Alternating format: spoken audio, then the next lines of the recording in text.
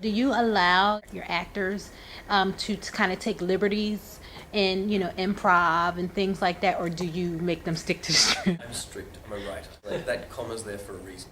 I thought about it. I sweated for 6 months. In that sense, I'm strict, but in terms of physical movement, I let them kind of, the blocking is kind of very free. The whole film is fixed camera. It's like the camera's on the tripod and doesn't move. Each scene is a sequence, and Okay. the camera doesn't move for any of them at all, ever.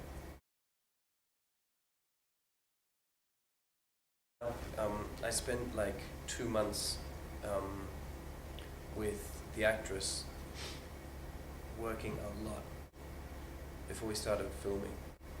What we did was read the script word by word, line by line, comma by comma, so that my actress understood the character as well as I do.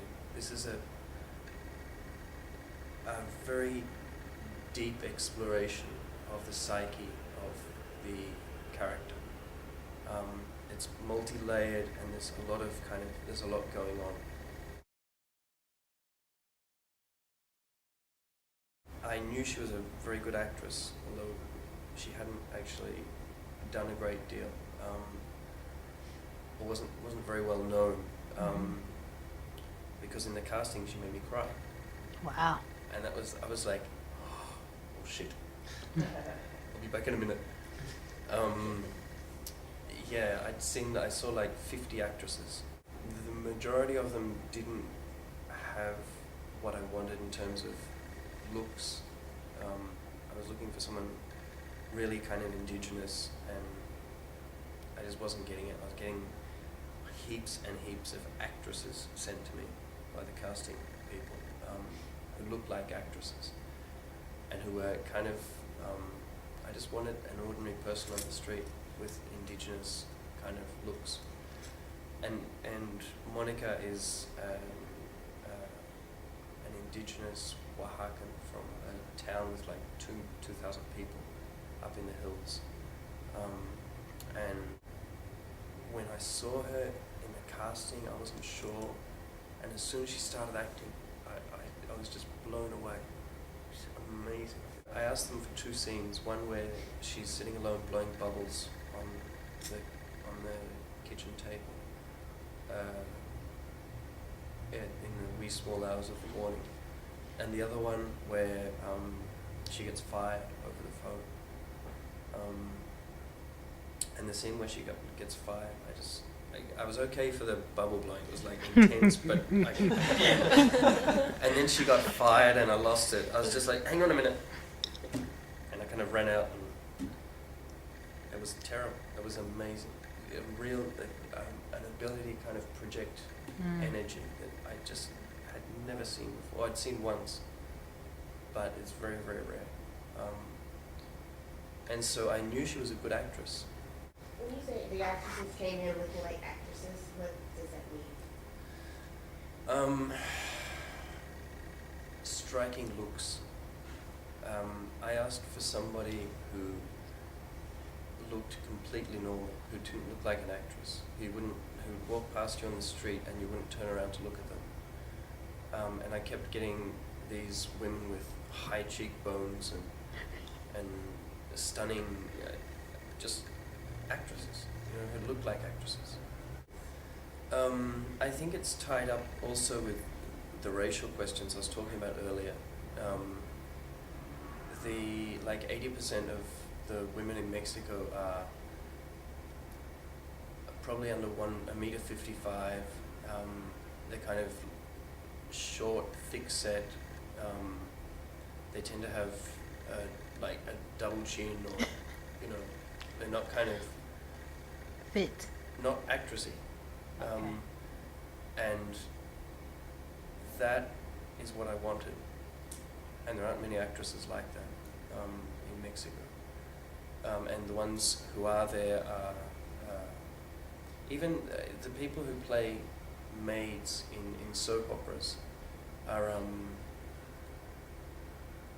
very and not, you know, I mean, compared to the tall, blonde, blue-eyed protagonists, they have like dark hair, but their skin's generally as white as mine, or, you know, or a little bit darker. But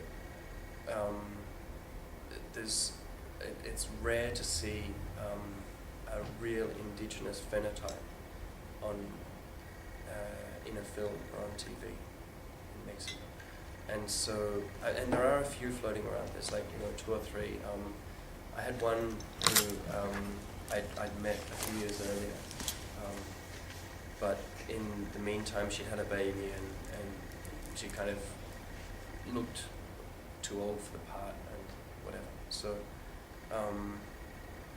yeah, and I was lucky, I guess, with Monica. And it seems as if you had a real specific type you was for an actor, and which is what most of the cases. Yeah, I think I know there are great actors who can. I mean, I know that it is a question of acting, but there are some things you can't act. You can't act shorter. You can't act kind of. There are some things that. Very true. Yeah.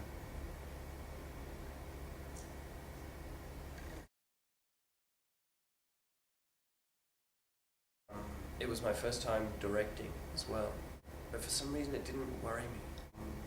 Rehearsal thing didn't stress me. It was just really important to me. I knew that she was very good at what she does, and I trusted that. But it was really important to me that I give her all of the tools possible to do a really good job with the character, me as a screenwriter. And so we just spent 2 months really working out the life of this character, fighting over commas and things like that. It was like poetry. You helped her with the character development. Yeah. Versus her doing it on her own, which is traditionally the process, right? Yes. So you're really in control of what you're going to get. Blocking and that kind of stuff was much more creative and much more dynamic and much more in the moment. But yeah. So you said it's 2 characters set in a single room. I'm assuming it's dialogue oriented then, is it? I try to keep away from that as much as I can. From dialogue. Yeah, actually the character's on her own for like 60% of the movie, I think. Really? It's not actually one room. It got a bit bigger. It's one apartment. Open it up a little bit, and there's one sequence at the start in a supermarket. But yeah, it's basically it's a 92-minute film. We're inside the apartment for 91 minutes. It's really the film is an exploration of solitude, and the relationship between solitude and sex, and sex as a form of manipulation as well.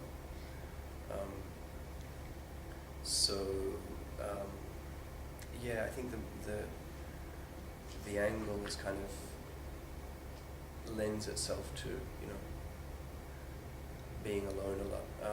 How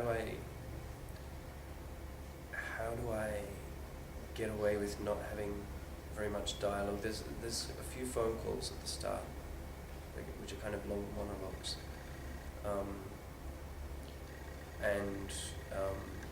but yeah, it's weird. There's really not much dialogue.